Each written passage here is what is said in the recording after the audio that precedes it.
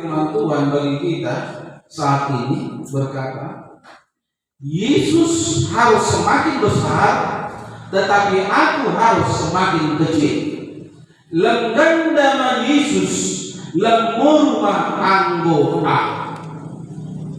Saudara yang terkasih dalam Kristus Yesus, sebelum saya lanjutkan khotbah ini, saya sapa lagi kita semua dengan kata Shalom buat kita semua. Shalom. Yang menjawab pasti Tuhan berkati. Yang belum menjawab nanti pasti Tuhan akan berkati juga. Amin. Iya, mari kita bersukacita saat ini karena minggu ini bernama Minggu Letakare. Saudara yang terkasih dalam Kristus Yesus, kalau kita perhatikan kehidupan di dunia ini, kita akan menemukan bahwa tidak ada dan sangat jarang manusia yang ingin menjadi nomor 2. Secara naluriah manusia ingin menjadi nomor 1, saudara-saudara. Ingin dipuji, diperhatikan, diprioritaskan, dihargai, dan tidak mau direndahkan atau disepelekan. Karena itu manusia cenderung meninggikan diri dan sulit merendahkan hati. Di zaman keras seperti ini, sulit menemukan orang-orang yang rendah hati. Karena kebanyakan orang berpikir bahwa kerendahan hati itu identik saudara-saudara dengan yang namanya kelemahan, di mana pamor atau gengsi akan diturunkan. Saudara yang terkasih, kerendahan hati sesungguhnya adalah sifat bijak dalam diri seseorang yang membuat ia dapat memposisikan diri dengan orang lain.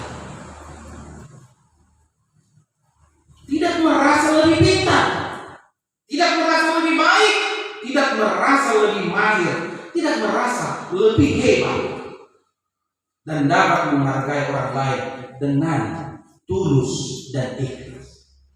Saudara yang terkasih, kerendahan hati dalam diri seseorang akan tampak nyata ketika ia rela mengesampingkan kepentingan diri sendiri, yaitu ego, dan menempatkan orang lain di tempat yang lebih utama. Orang yang rendah hati tidak akan berhenti mengasihi hanya karena kasihnya tak terbalaskan, kasihnya tidak sampai. Orang yang rendah hati selalu menyadari kelemahan saudara-saudara, kekurangan dan keterbatasannya, dan selalu bergantung sepenuhnya kepada Tuhan lebih daripada kekuatan diri sendiri. Inilah sifat saudara-saudara, sifat yang harus kita miliki sebagai pengikut Kristus, sebagai orang percaya yang selalu mengatakan, aku percaya kepada Allah Bapa, Anak, dan Roh Kudus. Sebab Tuhan Yesus sendiri telah memberikan teladan hidup, sebagaimana yang dikatakan di dalam Filipi 2 ayat 6-9. Firman-Nya begini, saudara-saudara, yang walaupun dalam rupa Allah tidak menganggap kesetaraan dengan Allah sebagai milik yang harus dipertahankan, melainkan telah mengosongkan dirinya sendiri dan mengambil rupa seorang hamba dan menjadi sama dengan manusia, dan dalam keadaan sebagai manusia ia telah merendahkan dirinya dan taat sampai mati, bahkan sampai mati di kayu salib. Itulah sebabnya Allah sangat meninggikan dia dan mengaruniakan kepadanya nama di atas segala nama. Ini saudara-saudara, keberadaan Yesus Kristus kita, dia adalah Allah yang bisa digambarkan saudara-saudara seperti seekor singa yang menyembunyikan kukunya yang begitu tajam. Dia sembunyikan saudara-saudara. Demikianlah Yesus, dia sembunyikan keilahiannya, walaupun dia harus diludahi, dicaci, dimaki, dicambuk saudara-saudara, dia disakiti, dia dikecilkan, dia direndahkan, tetapi kukunya, keilahiannya Yesus saudara-saudara, walaupun pada saat itu ia mampu mengeluarkan bukunya yang tadi.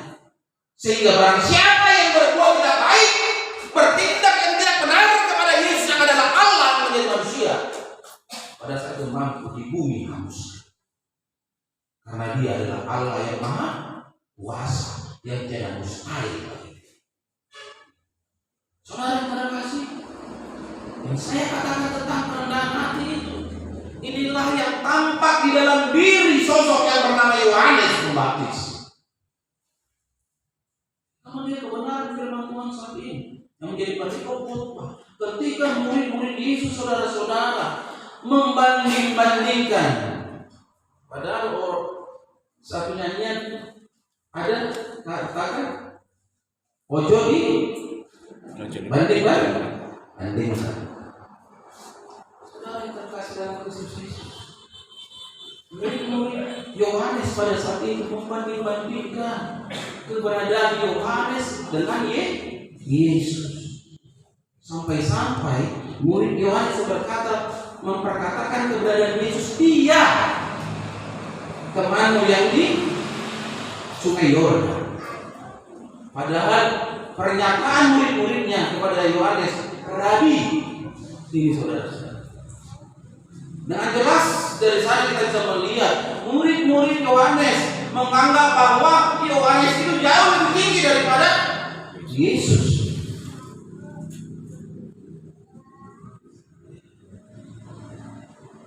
Apa perkataan, apa pernyataan, apa respon dari Yohanes, saudara-saudara? Tidak sedikit pun Yohanes memperlihatkan egonya, saudara-saudara, mempertontonkan egonya, sehingga ia sakit hati kepada keberadaan Yesus.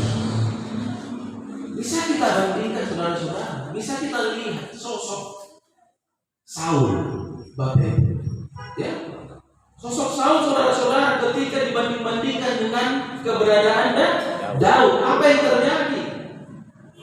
Ketika perempuan-perempuan Yahudi berkata dan bernyanyi, Saul mengalahkan beribu-ribu musuh, tetapi Daud berlaksa-laksa. Di saat pembanding-bandingan terjadi antara Saul dengan Daud, emosional dari Saul pun melonjak, saudara-saudara. Daud harus mati. Oleh ego, dia terkontaminasi, saudara-saudara, untuk tidak hidup di dalam sifat-sifat yang Tuhan kehendaki, yaitu kerendahan hati. Ini saudara-saudara, dia perlihatkan sikap kesombongan, merasa lebih benar, merasa lebih hebat, merasa lebih jago, yang akhirnya dia tidak peduli akan segala sesuatu. Yang penting Daud harus mati. Saudara yang terkasih, tetapi kita melihat kebenaran firman Tuhan saat ini sangat luar biasa. Ketika Yohanes hendak dipengaruhi agar sosok Yohanes tetap menjadi pribadi yang terpandang, diperhadapkan dengan keberadaan Yesus. Saudara yang terkasih, pernyataan yang luar biasa keluar dari bibir Yohanes. Yesus harus semakin besar, tetapi aku harus semakin kecil. Ini saudara-saudara, dia tidak peduli, dia telah capek, ya, memberitakan kebenaran firman Tuhan. Ia membuka jalan, si buta ngapur, perintis bagi keberadaan Yesus.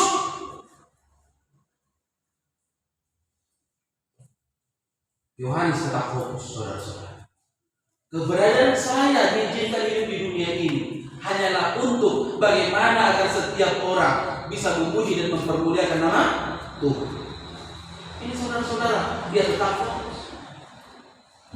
Dia tidak mau terkontaminasi. Yohanes memperlihatkan sikap berbesar hati, saudara-saudara. Berbeda sikap Yohanes yang kita dengar dari kebenaran firman Tuhan saat ini terhadap orang-orang yang kalah di dalam pilpres. Sampai-sampai dikatakan pilpres curang, tidak mampu menerima kekalahan, saudara-saudara. Dan kalau kita perhatikan saat ini dimainkan aturan-peraturan yang salah menjadi dibenarkan. Namun kebenaran firman Tuhan saat ini di minggu Letare ini mengajak kita satu persatu, pribadi lepas pribadi, keluarga demi keluarga, jemaat Tuhan yang dikasihi oleh Tuhan. Tetaplah bersuka cita, tetaplah di dalam kerendahan hati, karena kerendahan hati akan mendatangkan berkat yang melimpah. Tetapi kesombongan, saudara-saudara, tinggi hati hanya akan menggiring seseorang untuk semakin jauh dari berkat Tuhan, bahkan akan mendapatkan malah petaka. Saudara yang terkasih, tidakkah firman-Nya berkata di dalam Lukas 14 ayat 11, sebab barang siapa meninggikan diri, ia akan direndahkan, dan barang siapa merendahkan diri, ia akan ditinggikan. Karena memang saudara-saudara, wujud gambaran berkat itu mengalir, mendatangi seseorang yang rendah hati seperti air yang selalu mencari dataran yang rendah. Air itu tidak pernah mencari dataran yang tinggi, ia selalu berusaha mencari dataran yang rendah. Kesanalah air meluap. Demikian orang-orang yang percaya, yang hidup di dalam kerendahan hati, jauh dari kesombongan dan tinggi hati, akan dicari-cari oleh berkat Tuhan, akan dicari-cari kuasa Tuhan tepat pada waktu. Karena ketika manusia mempunyai rencana jauh lebih indah dan luar biasa, rancangan Tuhan akan diberikan kepada kita. Itu sebabnya ada kebenaran firman Tuhan katakan, "Tungtakas dobugo sakap dia dan naik matu pau tujuan mai dari sakap mama Tuhan, alai sakap haluau namamu." Jadi rencana Tuhan, rencana sukacita, bukan rancangan malapetaka. Ini harus tetap terpatri di dalam benak kehidupan setiap anak-anak Tuhan, sehingga walau peristiwa yang seakan-akan tidak tepat dengan keinginan kita terjadi dalam hidup ini, kita tidak berkata Tuhan itu tidak baik. Tetapi orang-orang percaya akan selalu berkata, hal ini, situasi ini, bagian penempaan buat saya selaku anak Tuhan, sehingga layak mendapatkan berkat Tuhan yang hendak Dia berikan kepada saya. Ini saudara-saudara,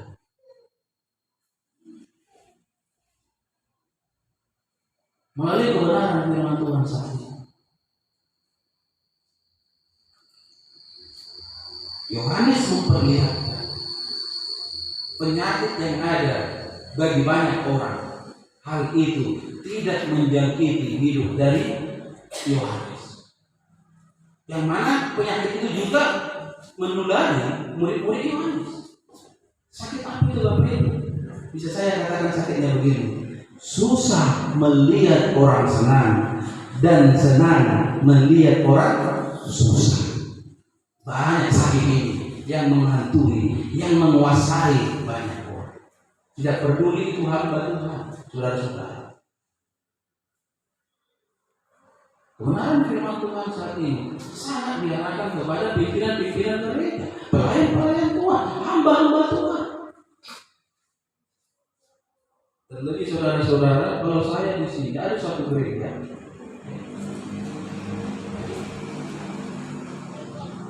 datang pimpinan pusatnya dikirim ke gereja itu, ke resort itu, yang namanya pendeta diperbantukan. Masih muda, junior, masih baru jadi pendeta. pendeta. Ternyata pelayanannya sangat luar biasa. Lebih hebat dari pelayanan senior, pendeta resort. Hal ini sering membuat permasalahan terjadi. Sering yang kedua pendeta ini membuat kubu masing-masing di tengah-tengah jemaat. Saya melihat Bapak Ibu, permasalahan yang sering terjadi di tengah-tengah gereja bukan dikarenakan jemaat, tetapi dikarenakan pendeta dan penatua. Saya selalu mendengarkan pernyataan-pernyataan ai mulu dinggan na dibijani dinggan do na diturungi. Ini saudara-saudara. Namun ketika situasi tersebut diperhadapkan dengan keberadaan yang namanya Yohanes Pembaptis, dia tidak mau, Bapak Ibu. Dia tidak mau. Sukacita letare itu terhempas dari kehidupannya. Saya bisa ulangi nyanyian ini, pasti ada di benak Yohanes. Apa itu Bapak Ibu? Jangan biarkan damai ini pergi. Jangan biarkan semuanya berlalu. Hanya padamu Tuhan tempatku berteduh dari semua kepalsuan dunia. Bapak Ibu saudara-saudari yang terkasih dalam Kristus Yesus, dunia ini dipenuhi oleh kekawin-kawinan, kepalsuan. Tetapi anak-anak Tuhan diajak melalui kebenaran firman Tuhan ini, tetaplah bersukacita. Jangan pernah kalah dibuat oleh dunia ini. Karena kita mempunyai Tuhan yang sangat luar biasa, yang tidak mustahil bagi dia. Laut merah dibelah dua, saudara-saudara. Yang sakit dia sembuhkan, yang buta dia belikan, yang pincang dia buat bisa berjalan, bahkan yang mati dia bisa hidupkan. Ini adalah kuasa Tuhan yang akan memberikan pengharapan dan harapan baru bagi setiap orang yang percaya. Apapun permasalahanmu, bagaimanapun situasi kita, tetaplah di dalam hidup yang rendah hati. Karena orang-orang yang tetap setia di dalam sikap rendah hati, tepat pada waktunya, air yang begitu dingin akan mengaliri hidup kita. Berkat-berkat Tuhan yang sangat luar biasa akan tercurah kepada setiap orang yang percaya. Ya, berkat Tuhan tidak melihat bagaimana umur, ya, bagaimana tuamu, bagaimana mudamu, bagaimana merek dari gereja, tetapi Tuhan melihat bagaimana hatimu, apakah benar mengimani bahwa Yesus adalah Tuhan. Pada saat ini saudara-saudara, mari hidup dalam kerendahan hati, sebagaimana perintah Tuhan yang berkata di dalam Yesaya 2 ayat 11 juga. Tidak hanya di dalam perjanjian baru, dalam Yesaya 2 ayat 11 dikatakan begini Bapak. Manusia yang sombong akan direndahkan dan orang yang angkuh akan ditundukkan, dan hanya Tuhan sajalah yang maha tinggi pada hari ini. Artinya tidak ada waktu untuk orang-orang yang tinggi hati mendapatkan sukacita dan berkat yang melimpah tepat di harinya Tuhan. Di harinya Tuhan, orang-orang yang bersikap selalu rendah hati, itulah yang akan mendapatkan berkat yang luar biasa. Untuk itu selalu optimis atau pesimis? Optimis. Selalu optimis. Orang yang percaya, orang yang rendah hati, jauh dari kesombongan, tepat pada waktunya akan mendapatkan hal-hal yang luar biasa. Karena Tuhan adalah pribadi yang tidak bisa dibohongi. Dia adalah Allah yang maha tahu. Setiap tindakannya adil dan benar. Tuhan Yesus memberkati kita semua. Amin. Kita bernyanyi, telah kudengarkan firman Tuhan.